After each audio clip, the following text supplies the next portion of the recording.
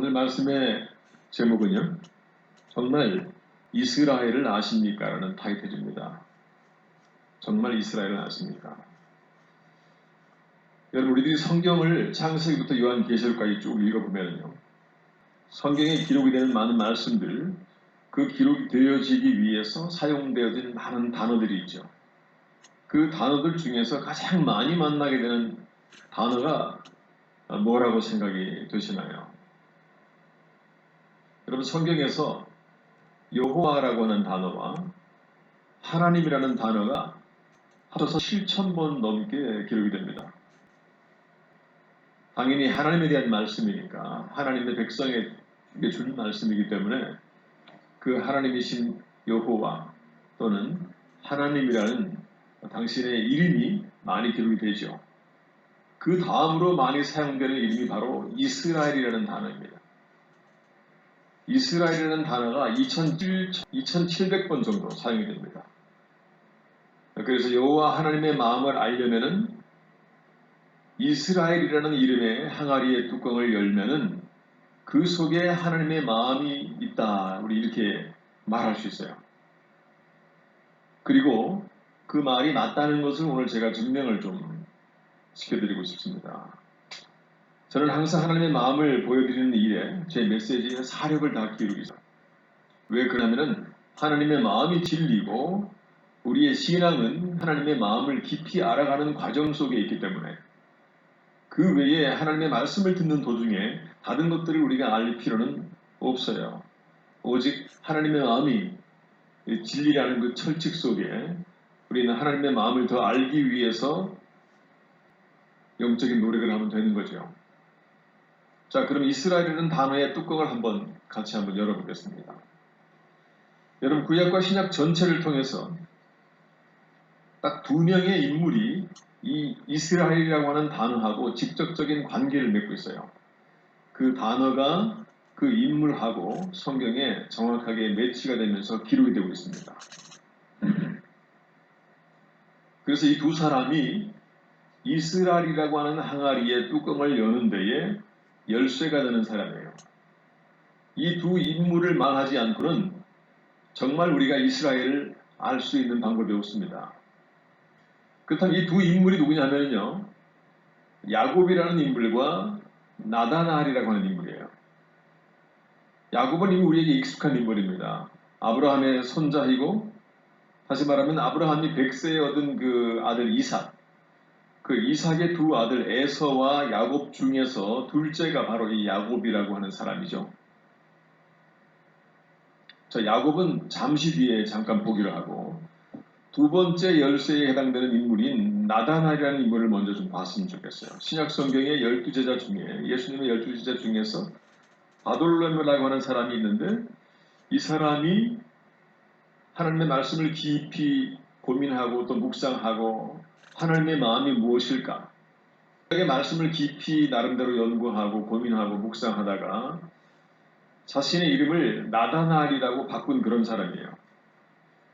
원래는 바돌로메라고 하는 이름의 사람인데 그 메시아 대망 사상을 가지고 하나님이 보내주신 메시아를 기다리면서 내가 그야말로 하나님의 백성이 된 것은 하나님이 나에게 준 최고의 선물이구나.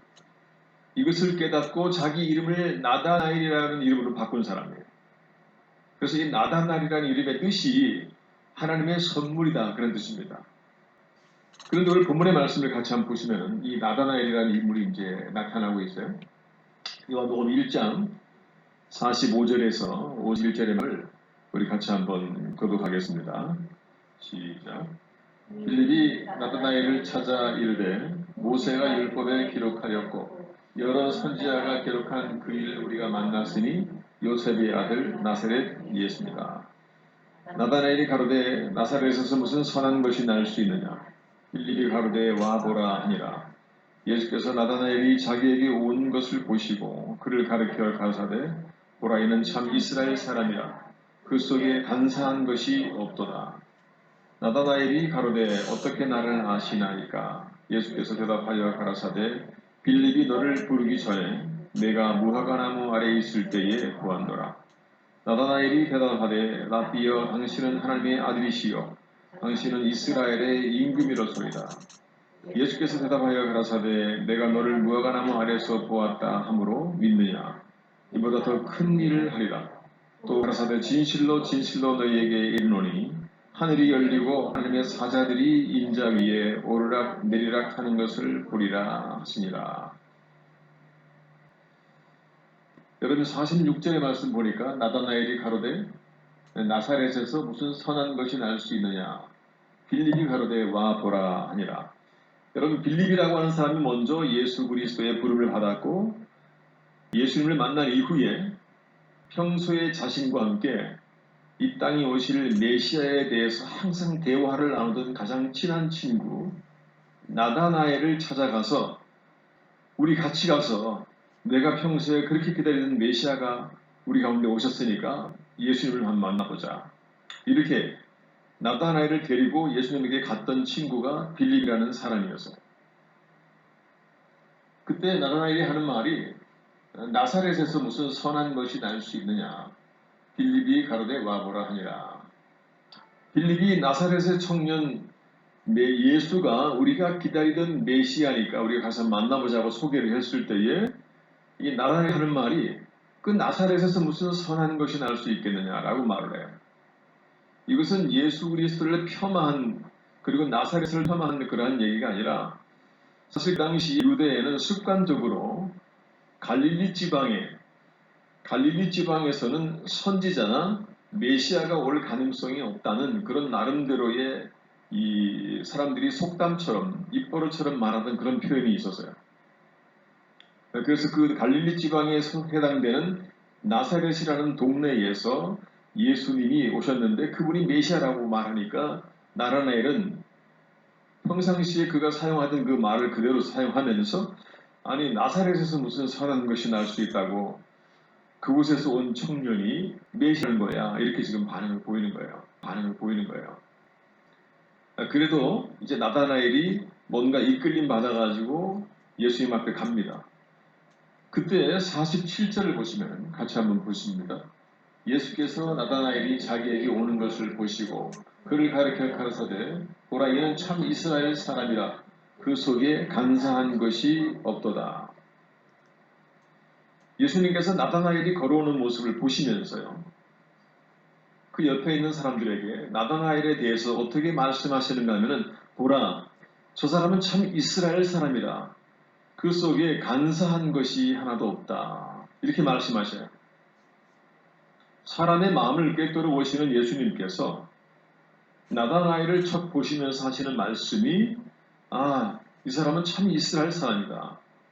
그 속에 간사한 구석이 없다. 이렇게 말씀하셔요. 성경에서 예수님께서 사람들을 만났을 때에 이런 칭찬을 해주었던 사람이 없었습니다. 나다나엘을 보시는 그 순간에 그가 어떤 사람인지를 주님께서 이미 알고 계셨다는 사실이 기록이 되고 있는 거예요. 이 사람은 항상 말씀을 묵상하면서 오실 메시아에 대하여 말하고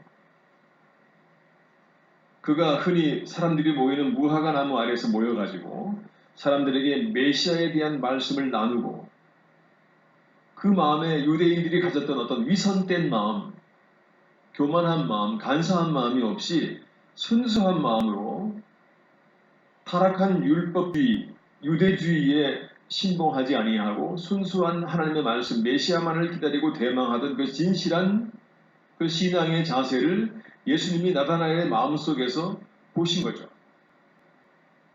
우리 48절과 49절도 같이 한번 보겠습니다. 시작. 나다나엘이 가로되 어떻게 나를 아시나이까? 예수께서 대답하여 가라사대 빌립이 너를 부르기 전에 내가 무화과 나무 아래 있을 때에 보았노라. 나다나엘이 대답하되 랍비여 당신은 하나님의 아들이시요 당신은 이스라엘의 임금이로소이다. 여러분 예수님께서 나다나엘을 알아보고 너가 참 이스라엘 사람이다. 그리고 내가 무화과 나무 아래 있을 때에 이미 너를 보았고 내가 어떤 생각을 하고 있는 사람인지를 내가 다 알고 있다고 말씀하셨을 때에 나다나엘이 깜짝 놀라는 거예요.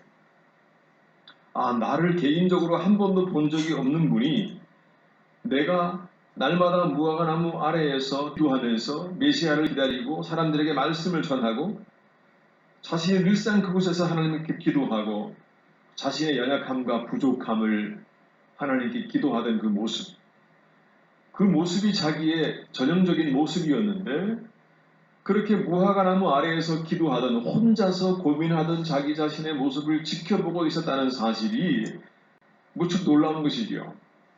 그 예수님께서 나다나엘을 보고 예수님께서 참 이스라엘 사람이라고 말씀하셨어요. 여러분, 구약의 야곱이라는 인물의 이름을 하나님께서 이스라엘이라는 이름으로 바꿔주셨죠. 이때부터 구약 성경에 이스라엘이라는 이름이 사용되기 시작하는 거예요. 그렇다면 예수님께서는 나다나엘을 보시고 이는 참 이스라엘 사람이라 이렇게 평가하셨을 때에 참 이스라엘 사람이라고 하는 말의 의미가 무엇인지를 우리 좀 알아야 될 필요가 있어요. 여러분, 참 이스라엘 사람이라는 말이 있다면 뭔가 거짓된 이스라엘 사람도 있다는 얘기죠. 우리가 참 이스라엘 사람이라는 말을 이해하려면요, 이 말은 참 하나님의 사람이라는 뜻이에요. 우리가 참 하나님의 사람이 되고자 하는 마음이 있다면, 또 하나님에게 그런 사람으로 인정받고 싶은 마음이 있다면, 예수님이 나다나엘에게 칭찬하면서 했던 이 표현을, 그 뜻이 무엇인지를 좀 알아야 할 필요가 있습니다. 여러분, 50절과 51절의 말씀도 계속 이어서 같이 보실까요? 예수께서 대답하여 가라사대 내가 너를 무화과 나무 아래서 보았다 함으로 믿느냐? 이보다 더 큰 일을 보리라. 또 가라사대 진실로 진실로 너희에게 이르노니 하늘이 열리고 하나님의 사자들이 인자 위에 오르락 내리락 하는 것을 보리라 하시니라. 여러분, 지금 보니까 자기 자신이 무화과 나무 아래에서 날마다 하나님의 말씀을 기다리고 메시아를 기다리고 자기 연약함을 고백하면서 하나님의 도움을 기도하던 그런 모습을 예수님이 알고 있다는 그 사실 하나만 가지고 그는 놀랬지만, 예수님께서는 그 모습을 보고 내가 너를 무화과 나무 아래서 보았다고 하는 그 말을 보고 나를 믿느냐? 너는 이보다 더 큰 일을 보게 된다. 여기서 더 큰 일은 예수 그리스도의 죽으심과 부활의 사건이지요. 앞으로 잠시 뒤에 나다나엘이 목격하게 될 그 일을 말하는 것입니다. 그 이후에 진실로 진실로 너희에게 이르노니 하늘이 열리고 하나님의 사자들이 인자 위에 오르락 내리락 하는 것을 내가 보게 된다. 여러분, 하나님의 사자가 하나님의 사람 위에서 오르락 내리락 하는 장면이 기록되는 것은요, 구약에서 야곱의 사건밖에 없습니다. 야곱이 돌베개를 차고 지치고 힘든 마음으로 잠이 들었을 때에 간절히 기도하면서 그가 죽을 만큼 힘들고 지쳤을 때에 자기를 죽이기 위해서 쫓아다니는 자기 형 에서를 피해서 목숨을 부지하기 위해서 전전긍긍하면서 괴로워하고 자기 가족에게로 돌아가지 못하고 두려워하는 그 가운데 외롭고 힘들고 두려운 그 와중에 오직 하나님만 붙잡고 하나님께 간절히 기도하면서 하나님의 도움을 요구하는 야곱에게 하나님께서 나타나신 거예요. 야곱이 본 환상이 뭐냐면은 하늘이 열리고 하나님의 사자가 그의 머리 위에 오르락 내리락 하고 있는 것. 하나님의 사자가 자기의 도움자로 되기 위하여 오르내리락 하는 모습을 그가 본 거예요. 그래서 거기에서 그는 그 사자를 붙잡고 기도하고 누르시면서 간절하게 기도하면서 나의 도움자로 나에게 힘을 주지 않으면 나는 절대로 놓아주지 않겠다고 간절하게 기도하면서 그가 그 자리에서 하나님께 얻었던 이름이 이스라엘이라고 하는 이름이었습니다. 야곱에게 하나님이 말씀하세요. 하나님의 사자가 내 이름이 뭐냐? 야곱입니다. 이 야곱이라고 하는 이름은요, 간사한 사람. 지금 나다나엘은요, 그가 간사함이 없다 그랬잖아요. 간사하고 사람의 잔꾀가 밝고 거짓말을 잘하고 남을 속이기를 잘하고 자기의 이익을 위해서 많은 거짓말을 하는 사람. 그는 장자의 직분을 차지하기 위해서 자기 아버지를 속이고 하나님을 속이고 자기 형을 속였던 사람이에요. 이렇게 자기의 지혜를 의지해서 세상을 살아갔던 야곱이 나는 그런 인간입니다라고 고백을 하면서 절대적으로 하나님 앞에 매달릴 때에 하나님이 야곱을 이스라엘이라는 이름으로 바꿔줍니다. 이제 너는 너 이름을 야곱이라 절대로 말하지 말고 이스라엘이라고 하라. 바꿔주지요.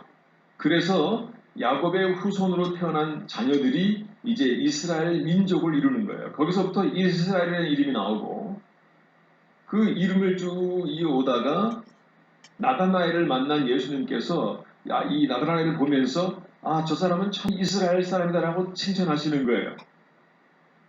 자, 그렇다면은 참 이스라엘 사람이라는 말이 야곱으로부터 그 답이 나와야만 됩니다. 지금 현재 51절의 장면이 구약성경에서 야곱이 죽을 만큼 힘들 때에 나타났던 장면이죠. 그래서 지금 예수님도 야곱과 이스라엘이라는 이름과 나다나엘을 연결해서 참 이스라엘 사람이다라고 예수님 마음에 참 흡족했던 그런 마음을 가지고 있던 나다나엘을 만났을 때에 그를 참 이스라엘 사람이라고 칭찬하고 있는 거예요. 오늘 말씀의 제목이 뭐였죠? 정말 이스라엘을 아십니까? 오늘 말씀의 제목입니다. 자, 일단 우리들이 알아야 할 중요한 단어는 이스라엘이에요. 보통 우리들이 이스라엘이라는 단어를 말하면 머릿속에 먼저 떠오르는 것은 중동에 있는 여러 나라 중에서 한 나라인 이스라엘을 생각합니다. 그래서 신앙에 있는 사람들은 이렇게 말해요. 성경은 이스라엘 사람들의 역사인데 한국 사람들이 무엇 때문에 그들의 역사에 그렇게까지 인생을 걸고 고민하느냐. 대한민국 사람은 대한민국의 역사에 관심을 가지면 되고 이스라엘 사람들이 자기들 나라의 역사에 관심을 가지면 되지 그 나라의 일에 간섭하지 말고 너는 내 인생을 살아라라고 말을 한단 말이에요. 그런데 이렇게 말하는 사람들은 중요한 사실 하나를 모르는 거예요. 하나님께서 당신의 백성들이 살아갈 신앙의 세계를요. 이스라엘이라는 이름으로 주신 거예요. 혈통적인 이스라엘. 아브라함의 혈통을 타고 태어난 그 사람들 이스라엘이 중요한 것이 아니라 하나님의 사람들이 살아갈 신앙의 그 세계를 이스라엘이라는 이름으로 준 겁니다. 우리가 그 이유를 모르기 때문에 지적인 이스라엘만 생각하는 거죠. 중동 땅에 있는 한 나라 이스라엘이 중요한 것은 하나님께서 처음에 하나님의 백성들이 살아갈 신앙의 세계로 그 이름을 이스라엘로 주었다는 사실이 일단은 중요합니다. 여러분 성경에서 처음으로 이스라엘의 이름이 등장하는 그 상황 한번 보겠습니다. 자, 우리들이 살아갈 신앙 세계의 속모습을 적나라하게 보여주는 믿음의 계보가 있어요. 저 속에 이제 이스라엘이 시작되는 야곱이라는 인물인데요. 우리는 아브라함이라는 인물을 잘 압니다. 아브라함은 믿음의 조상이고 이제 믿음이라는 단어가 시작이 되면서 믿음이 시작되는 인물이에요. 근데 아브라함의 믿음이 인정받고 믿음의 조상이 되고 믿음이라는 단어가 아브라함에게서 시작된 이유가 독자 이삭에게 있었어요. 이 독자 이삭은 죽음과 부활을 의미하는 메시아를 상징하는 그런 인물이에요. 그야말로 죽었다가 다시 살아난 한 인물이죠. 믿음 속에서. 그래서 이삭의 자녀, 다시 말해서 예수 그리스도를 통하여서 새로운 피조물로 태어나는 하나님의 백성들, 그 백성들을 상징하는 인물이 야곱이에요. 믿음으로 신앙인이 된 자들. 그래서 그 야곱의 자녀 12명이 이제 태어나는데 그 12지파가 이스라엘 민족을 이루는 것입니다. 그래서 그 12지파를 통해서 이스라엘 민족이 이루어지고 신앙의 세계가 만들어지는데 그 12지파 자손들의 이름 속에 참 이스라엘의 의미가 그 속에 들어있어요. 오늘 중요한 핵심이 되는 말씀들인데요. 같이 한번 정리된 내용을 천천히 우리 같이 한번 읽어보겠습니다. 시작. 야곱의 자손 12명이 12지파를 이루어서 그 자손들이 이스라엘이라는 신앙의 민족을 이룬다. 그런데 그 혈통적인 의미보다 더 중요한 것은 그 이스라엘 민족을 이루는 12명의 아들들의 각각의 특성을 눈여겨보아야 한다. 그 속에서 이스라엘이 자신들의 본 모습을 찾아야만 한다. 12명의 자손의 이름의 특성 속에서 이스라엘 백성들은 죄로 물든 자신들의 본 모습을 보아야 한다. 이것을 절실하게 깨달아서 결국 자신들이 선민이라는 교만함에 잡혀 있을 만큼의 거룩한 백성이 아니고 하나님께서 보내주실 메시아의 도움 없이는 스스로의 노력으로는 절대로 구원의 백성이 될 수 없음을 깨닫는 것이 바로 참 이스라엘이 되는 길임을 알아야 한다. 여러분, 야곱이라고 하는 인물은 하나님의 백성들의 상징된 인물이에요. 그래서 야곱의 자손으로 쭉 태어나는 12명의 자손이 12지파가 되어서 이스라엘 민족을 이루는데 그 민족이 신앙의 세계를 상징하는 것입니다. 자, 그 12명의 자손들의 이름의 의미가 진짜 이스라엘의 모습을 규명해 주는 거예요. 그래서 자손들의 이름이 매우 중요하기 때문에 그 내용을 우리가 좀 강조하게 되는데 그 자손들의 이름의 의미를 보기 전에 여러분 일단은 야곱이라고 하는 사람이요. 사랑하는 여인 라헬이 있었어요.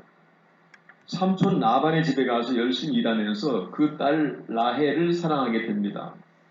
그런데 삼촌은 야곱을 더 자기 일꾼으로 써먹기 위해서 거짓말을 해서 야곱이 사랑하지 않았던 레아와 결혼하게 만들어요. 나중에는 결국 라헬하고 또 결혼하게 되지만 자기 아내 라헬과 레아 두 명의 아내 중에서 이제 자기 자손들이 태어나죠.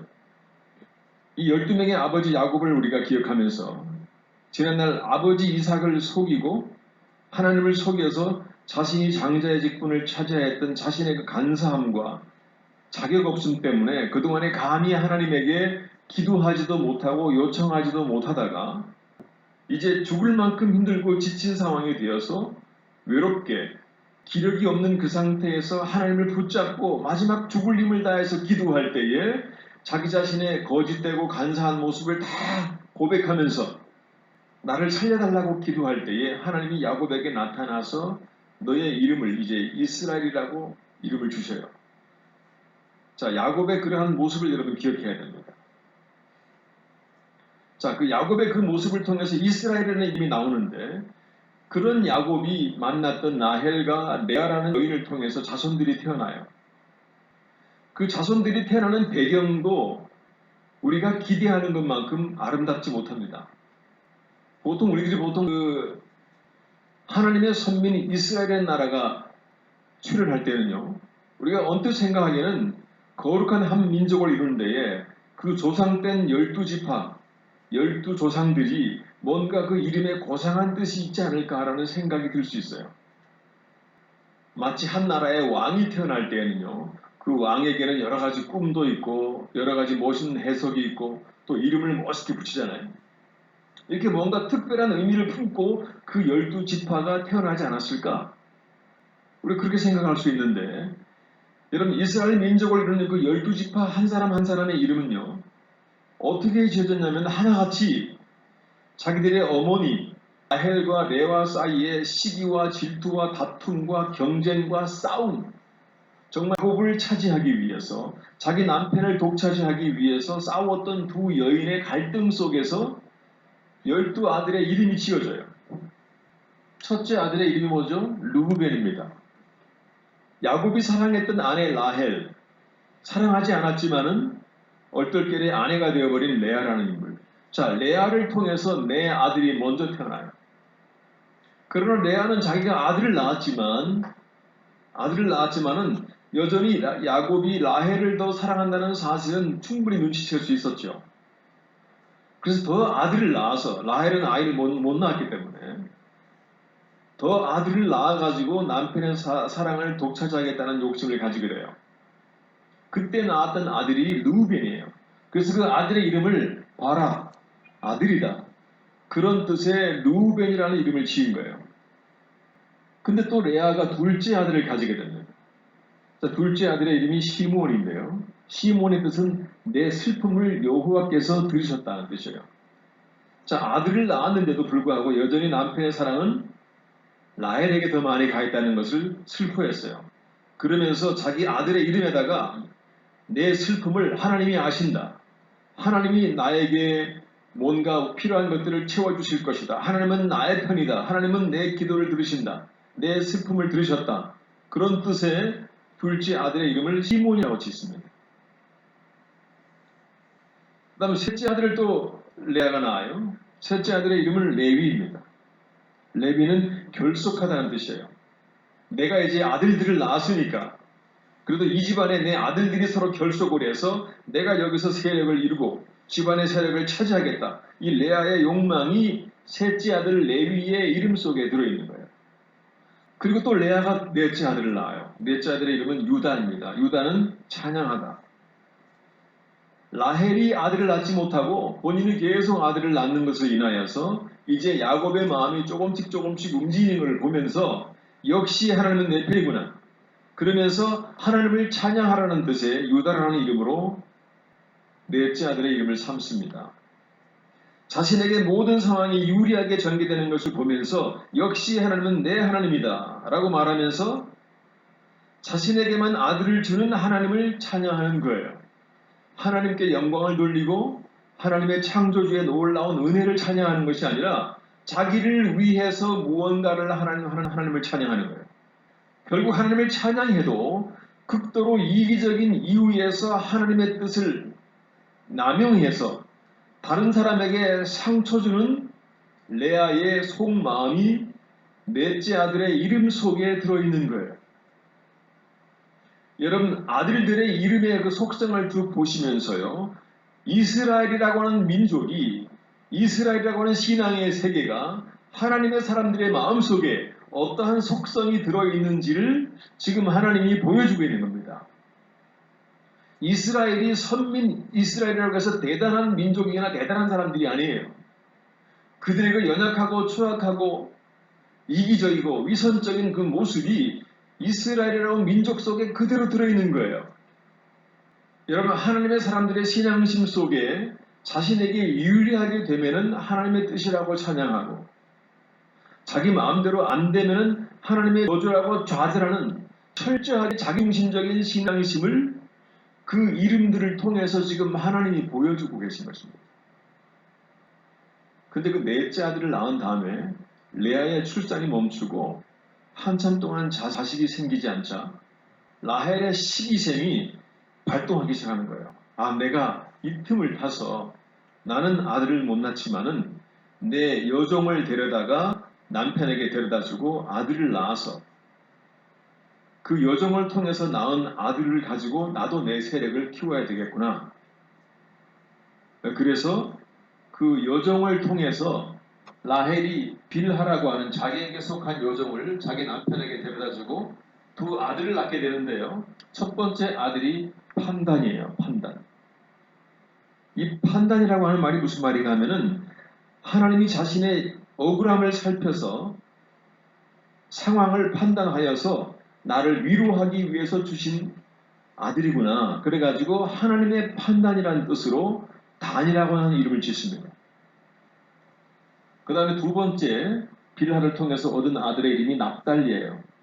납달리는 싸움, 씨름에서 이기다 이런 뜻입니다. 이제 내가 레아하고의 싸움에서 그 자녀들과 내 자녀들과의 싸움에서 하나님이 나를 이기게 해주실 거야. 그런 마음에서 납달리라고 하는 이름을 사용하는 겁니다. 그런데 그 이후에 레아 또한 질세라 자기 여종을 통해서 두 명의 아들을 또 얻게 돼요. 그것이 바로 갓과 아셀이라고 하는 이름입니다. 갓이라고 하는 이름은요, 군대를 이루다는 뜻이에요. 군대를 이루다. 자기 아들들이 계속 낳아서 또 자기 여종을 통해서 낳은 아들까지 모아가지고 이제 결속해서 나중에 내가 이 자녀들의 번성해가지고 내가 군대를 이루어서 내가 세력을 갖추겠다. 그렇게 결심하는 거예요. 그 다음에 내가 자기 여종인 실바를 통해서 낳은 두 번째 아들의 이름이 아셀입니다. 아셀. 이렇게 아셀을 낳고 보니까 본인이 자꾸 하나님이 아들을 더 많이 붙여주니까 자기가 행복한 거예요. 그래서 내가 더더욱 행복하다. 자기의 인간적인 자기의 행복감을 그 아들의 이름에다가 심습니다.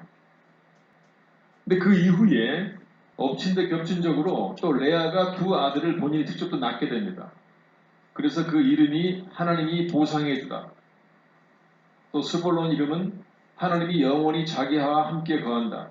이렇게 해서 하나님이라고 하는 이름이 들어있지만은 순전히 하나님이 자기와 함께하고 자기의 아픔을 보상해주고 자기를 사랑하시기 때문에 아들을 주었다는 그 의미가 그 이름들 속에 들어있는 거예요. 지극히 이기적이고 위선적인 인간 중심의 이름들이 쭉 이어져 가는 것입니다. 그리고 마지막으로 라헬이 이제 두 명의 아들을 낳았는데 그 두 명의 아들의 이름이 우리가 아는 것처럼 요셉, 그 다음에 베돈이라는 이름이에요.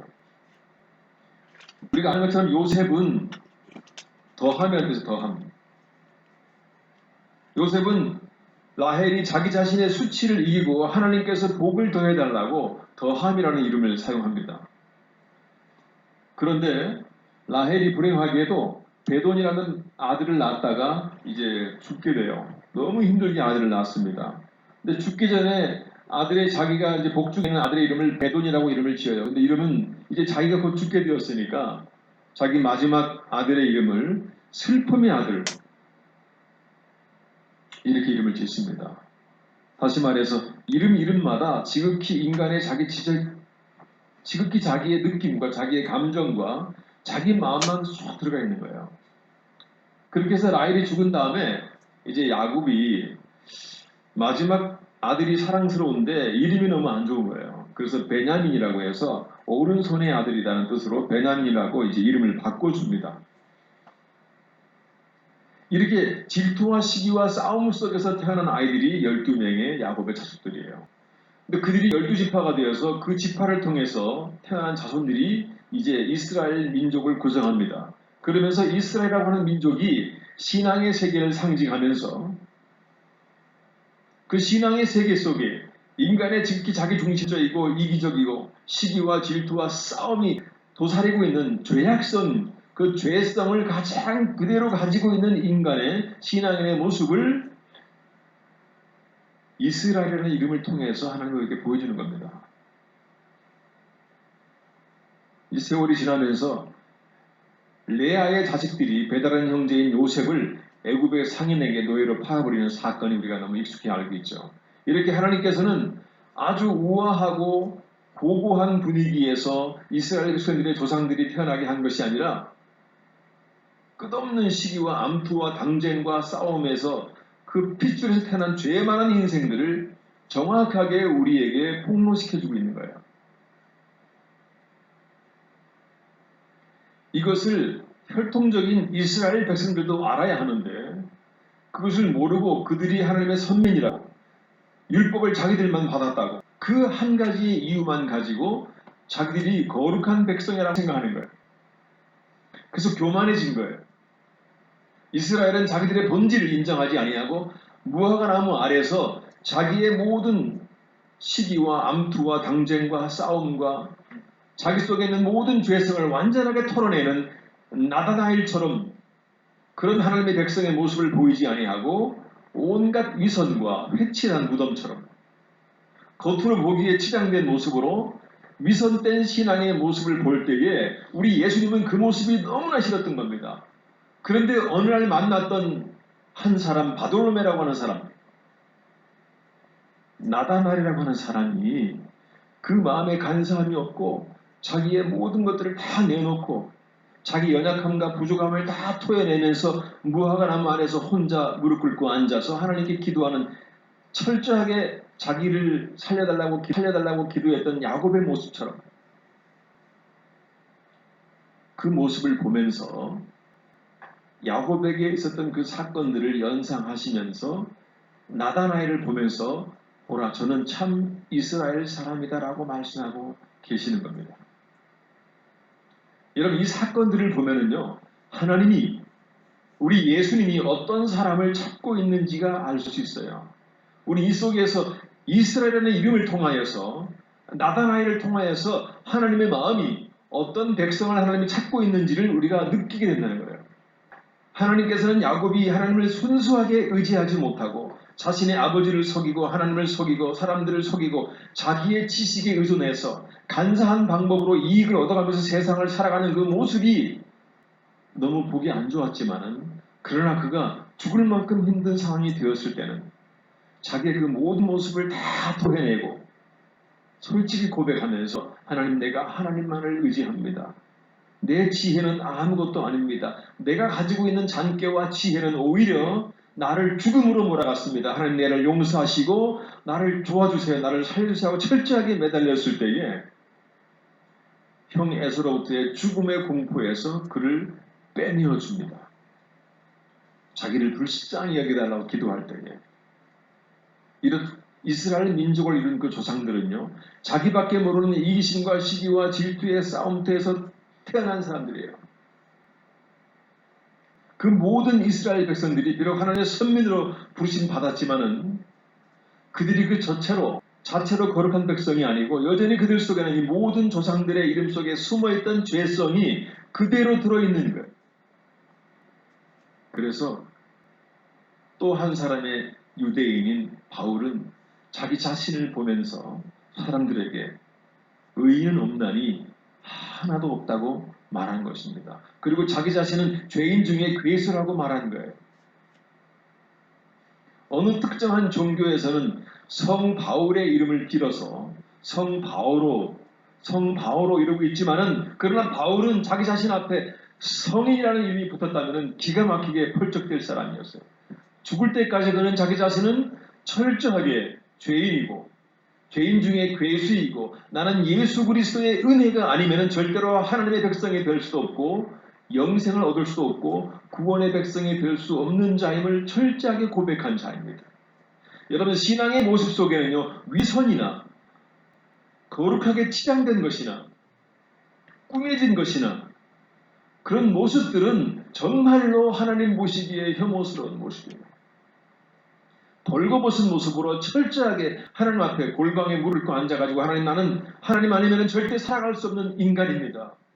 하루하루를 살아갈 때에 내 머릿속에 있는 생각은 오직 나밖에 나는 모릅니다.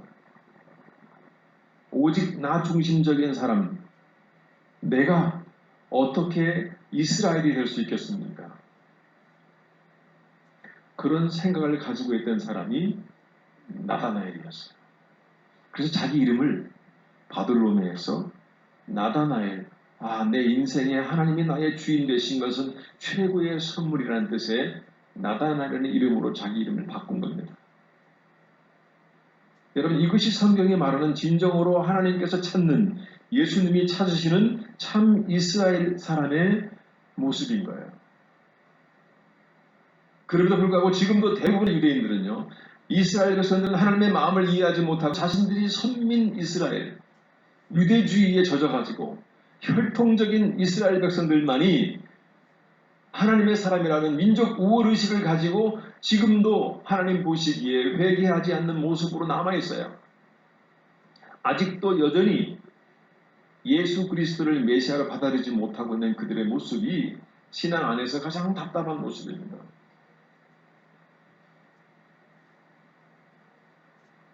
이런 말씀을 제가 결론으로 가겠습니다.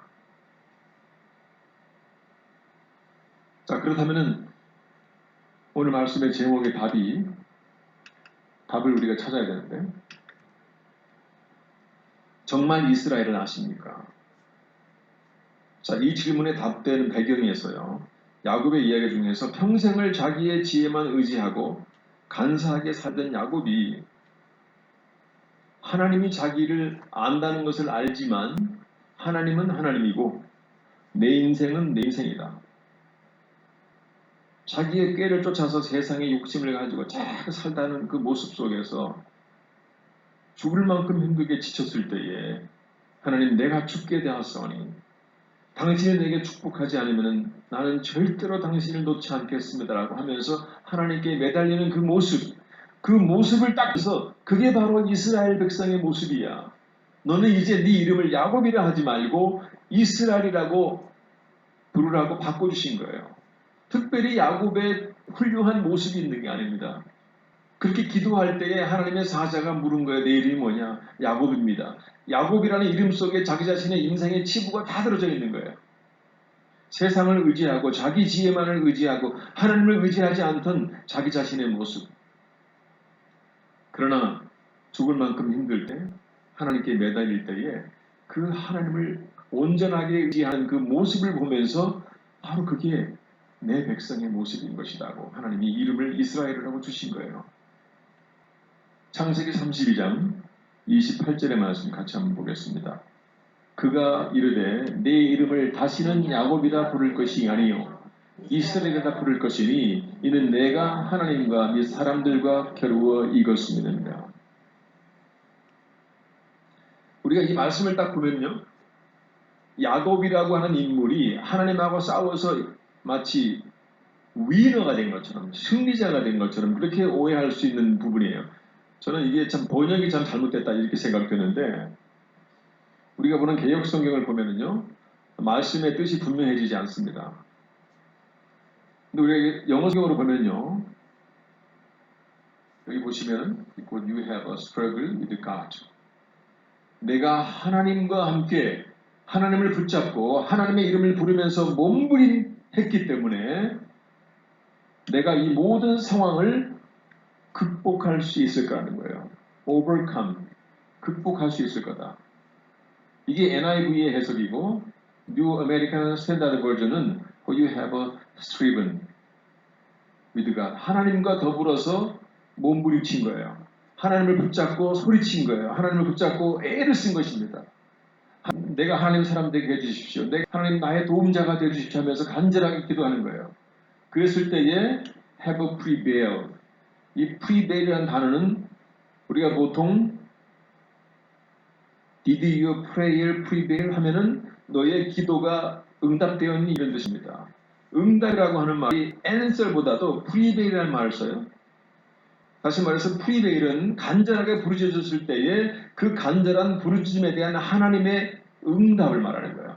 그 기도, 이 overcome과 prevail이 지금 현재 야곱이 하나님을 붙잡고 열심히 기도했을 때에 자기 연약함과 자기의 부족함을 철저하게 인정하면서 나는 하나님의 도움이 없이는 잠시도 살아갈 수 없는 자입니다 라고 하는 참 이스라엘의 모습을 보였을 때에 하나님의 사자가 말하기를 내가 하나님과 더불어 싸웠다. 내가 하나님의 이름을 부르면서 몸부림하고 하나님께 도움을 요청하는 그 철저한 자기 자신을 내려놓고 하나님만을 의지하는 그 모습 속에서 너는 내 기도가 응답되었다라고 하나님의 사자가 야곱에게 말해주고 있는 거예요.